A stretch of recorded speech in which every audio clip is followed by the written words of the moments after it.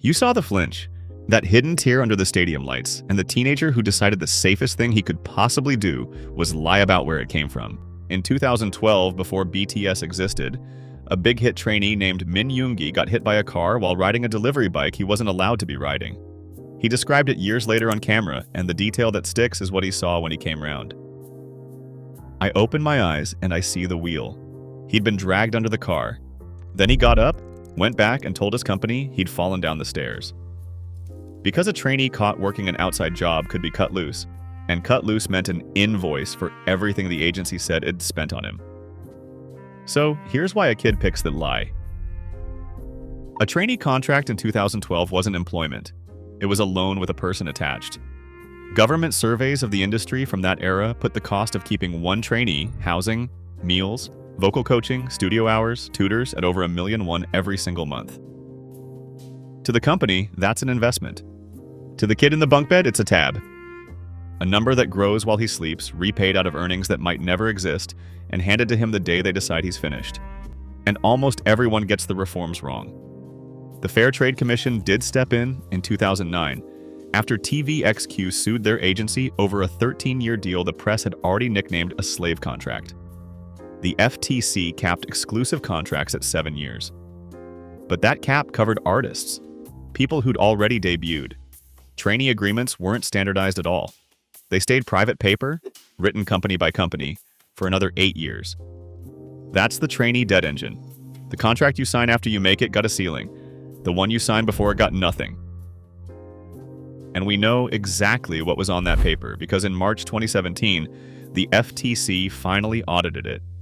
8 agencies, 6 categories of unfair terms, clauses letting a company cut a trainee loose on the spot, no notice, no grace period, clauses forcing them to sign exclusively afterward or pay for walking away, and penalty terms billing a departing trainee 2 to 3 times everything the company said it had invested in them. 2 to 3 times.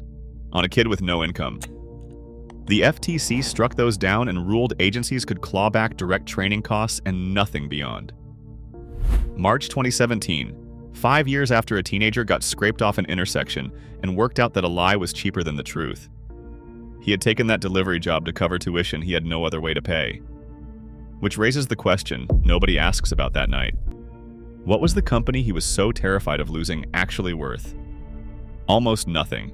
In 2011, the venture firm SV Investment put $3 billion, around $2.5 million, into Big Hit Entertainment for roughly a third of it. Their own people later described what they were buying, a company with impaired capital priced on Bang Si-hyuk's reputation as a producer, because there was not much else on the books to price.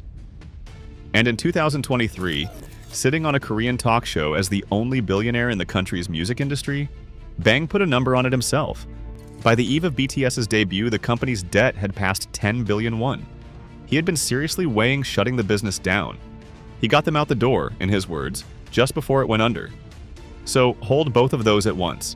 A trainee hiding an injury because he cannot survive the debt. A company months from hiding a debt it cannot survive either. Neither one of them can afford the truth. And here's the part even longtime ARMY get wrong, because Big Hit's own medical statement spells it out. He didn't spend 8 years hiding a torn labrum. He spent 8 years not knowing he had one. Sit with that timeline. Dislocated in 2013. The structural damage underneath, the posterior labrum, the ring of cartilage that holds the joint in its socket, not identified until 2019. 6 years where the pain had no name. No scan, no file, no plan. And run that against the choreography. Danger. Blood, sweat, and tears. Fake love. Idle. On.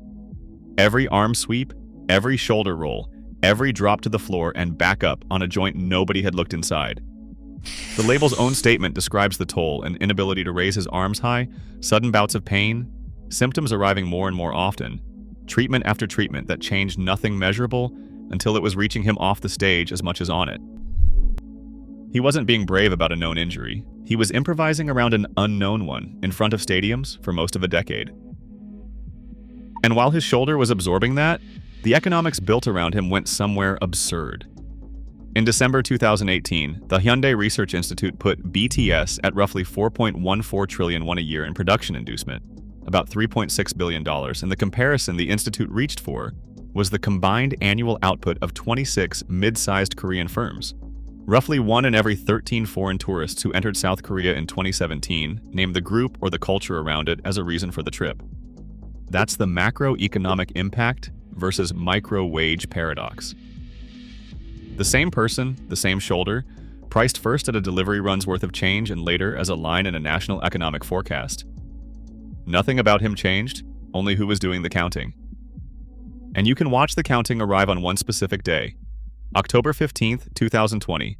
Big hit lists on the Korea Exchange. Shares priced at 135,000 won open at double that and closed the session at 258,000, a market cap of 8.7 trillion won. More than triple SM, JYP, and YG put together. 3 weeks later, on November 6th, that same company posts a statement explaining that Suga's had surgery to repair the torn labrum in his left shoulder.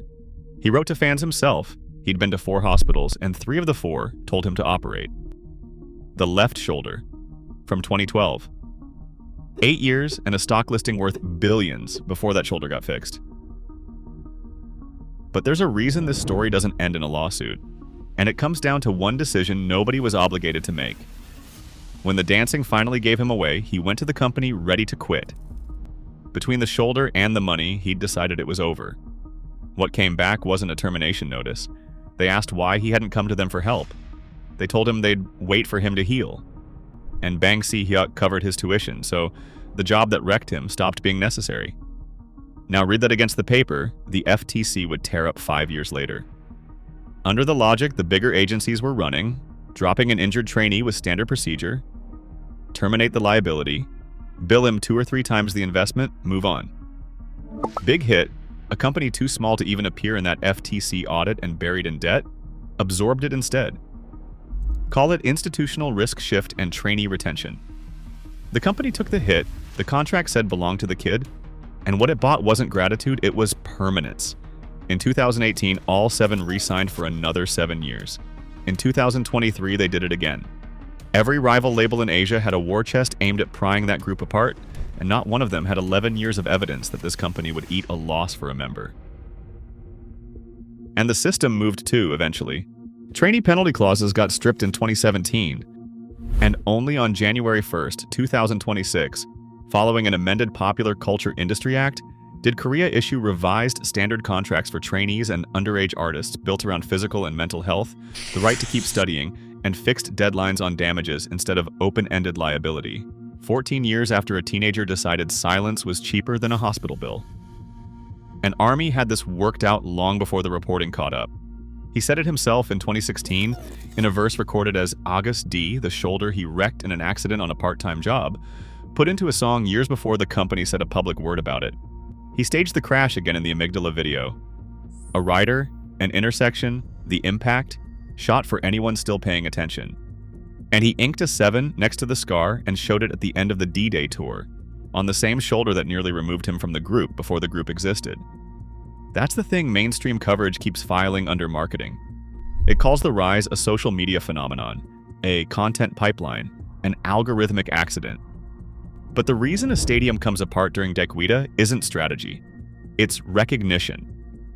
Anyone who's worked a shift they weren't supposed to be working already knows the arithmetic he ran on that pavement. Anyone who's hidden an injury from a boss knows exactly why he said stairs. BTS didn't sell that story.